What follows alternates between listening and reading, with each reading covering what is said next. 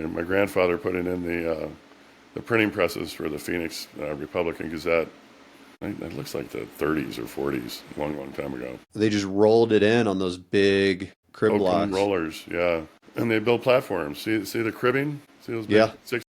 Yeah, these here. We had millions of them. And you So just build a rolled big it old down. platform, put down steel plates, and roll stuff in with winches. But yeah, look, the entire floor is covered in wood. Yeah, doing it Egyptian style. Yeah, for real. Is that so that you don't crack the concrete as you're rolling it? No, so you can do it by hand without mechanical assistance, really.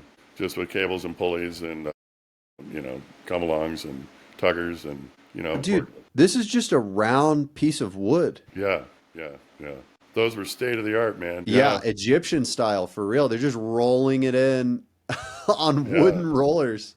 And I had an opportunity to bid on taking all that old equipment out of there, and that stuff, Nate, was literally stacked. Those big rollers and those printers, they were in a big rack that were like stacked 3 high on top of each other, and they had to have built platforms and rolled them in the same way. I wish my grandfather was around to ask him how they did it, but it was just an enormous job, and it was way over my head just to disassemble the thing and demo it, and he put it all in there with this stuff, chain falls and rollers. Well, yeah, and then back in the day, Yeah, everything look was at the made out of, chain falls, and see the guys standing up in the upper left. yeah. They're getting ready to receive it, so they're going to roll this thing in, pull it up with those giant chain falls, and then roll it over where those guys are standing to receive it. And back then, everything was made out of cast iron and it weighed a zillion Yeah, pounds. That's amazing. So this is like a really precise piece of wooden roller, right?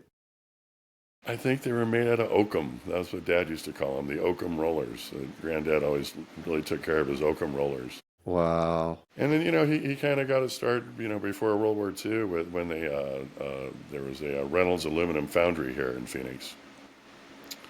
And kind of what would be considered downtown Phoenix now.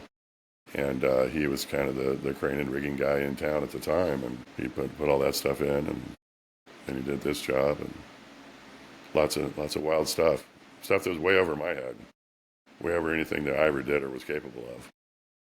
That's so cool. I'm so glad we're capturing this history for memories